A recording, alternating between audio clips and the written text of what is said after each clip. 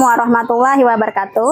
Perkenalkan, saya Hajah Siti Raudah, Kepala TK Negeri Tunas Pratama.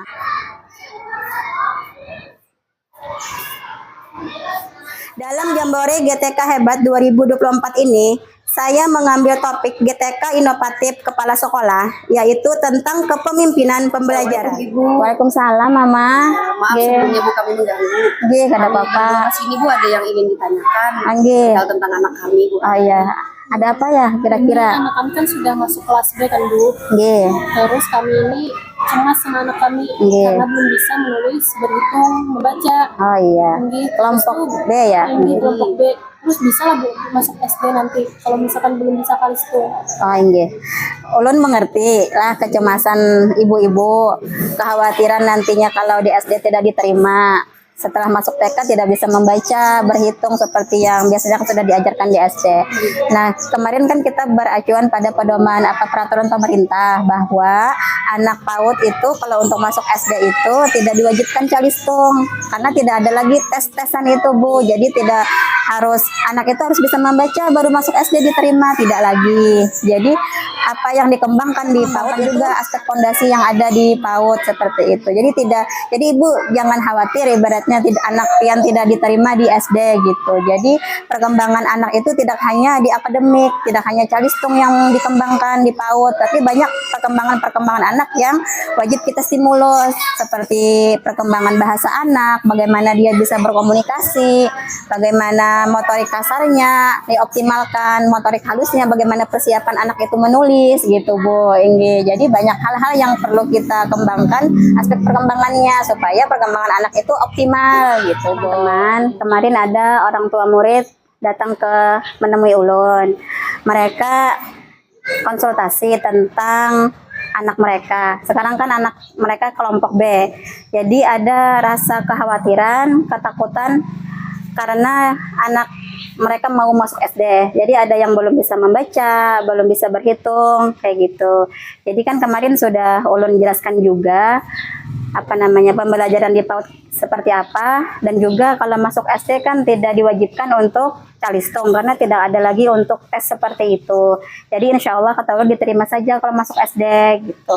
Jadi beberapa dari banyak hal-hal yang seperti itu yang orang tua mengatasi kekhawatiran orang tua tersebut. Bagaimana ya Bu kita solusinya untuk tindak lanjutnya ke depan nih agar orang tua itu benar-benar memahami arti pembelajaran di PAUD itu seperti apa. Sebenarnya kan di awal tahun itu kita sudah menjelaskan tuh visi misi sekolah, pembelajaran di PAUD seperti apa, dan sebagian ada juga yang belum mengerti gitu.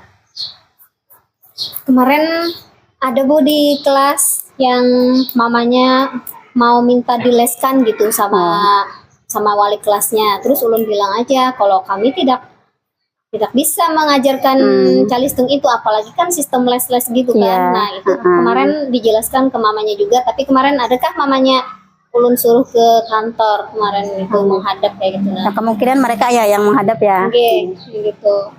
Di kelas lain bagaimana, ada juga kah? Ada Bu, kemarin beberapa orang tua murid ada sempat menemui ulun menyampaikan kekhawatirannya kalau anak-anak yang untuk masuk ke kelas tingkat SD ini belum bisa membaca, belum bisa berhitung. Jadi gimana Bu, bertanya solusinya bagaimana. Jadi saya jelaskan kalau pembelajaran itu tidak harus dengan angka-angka yang bertambah-tambah yang menghitung itu dengan calistung gitu ya, bisa dengan benda-benda konkret menjabarkannya. Karena kan kita di PAUD dengan bermain ya kan. Nah itu karena ini ya kebanyakan orang tua tuh kayak nuntut banget gitu ya kan, kayak karena nuntut. pendidikannya katanya masih ada sinkron biar antara di SD dan di TK. Ya itulah. Jadi kan pemerintah itu mengeluarkan peraturan, ada edaran yang menyelaraskan antara PAUD dengan SD. Itulah yang surat edarannya itu yang transisi PAUD yang menyenangkan gitu. Nah dari permasalahan-permasalahan yang ada tadi kan untuk mengatasi kekhawatiran orang tua tadi dan juga memberikan pemahaman kepada mereka bahwa pembelajaran PAUD itu dengan cara bermain. Bagaimana teman-teman kalau kita mengadakan program untuk orang tua? Apa Bu programnya? Programnya itu Maksudnya untuk Bermain dengan orang tua bisa, Bu? bisa. Jadi kan orang tua itu tahulah pembelajaran di PAUD itu seperti apa. Jadi tuntutan yang kekhawatiran yang untuk calistung tadi pelan-pelan akan memudar lah ibaratnya kayak gitu. Walaupun mereka akan mengajari juga untuk calistungnya, tetapi dengan cara bermain dengan orang tua. Bermain dengan orang tua berarti kita kita rancang untuk pertemuannya berapa kali? Sebulan atau Ya, dalam sebulan atau per 3 bulan. Dalam 1 tahun itu harus ada gitu ya? Ya, Misalnya, gimana teman-teman kalau misalkan pertemuan kegiatan bermain bersama orang tuanya itu per 3 bulan sekali, karena kan kita mengingat juga kalau kita sering-sering mengadakan kegiatan itu ada orang tua yang bekerja, otomatis kan mungkin ada yang keberatan juga kalau kita sering mengadakan seperti itu. 3 bulan sekali, jadi 1 tahun itu ada 4 kali pertemuan dengan orang tua yang bermain bersama anak. Bisa, Bu?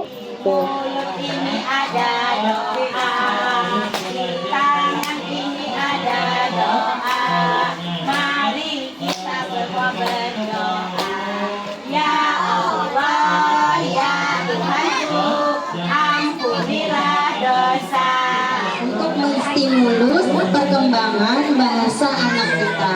Jadi aspek-aspek perkembangan anak kita itu tidak hanya membaca, menulis, berhitung, tapi juga banyak aspek yang dikembangkan seperti kognitif, bahasa, sosial emosional, nilai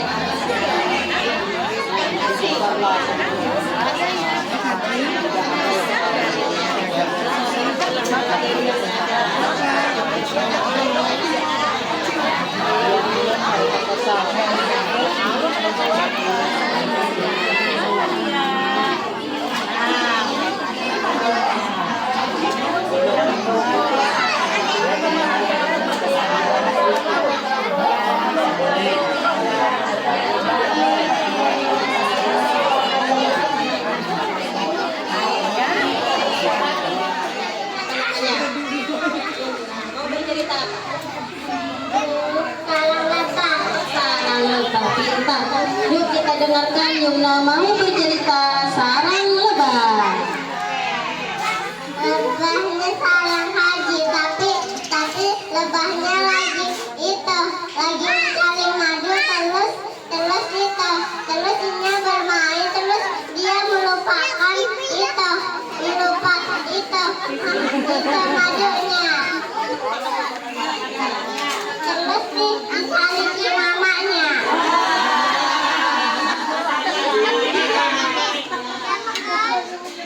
Terus itu ini mau mengumpulkan itu majunya.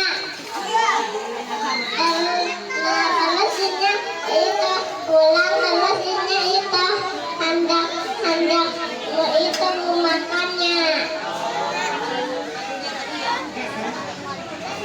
Terus lebahnya itu langsung itu bila mamanya ini mau makan majunya. Sudah. Hebat, anak ibu sudah bisa bercerita. Kita semua bisa.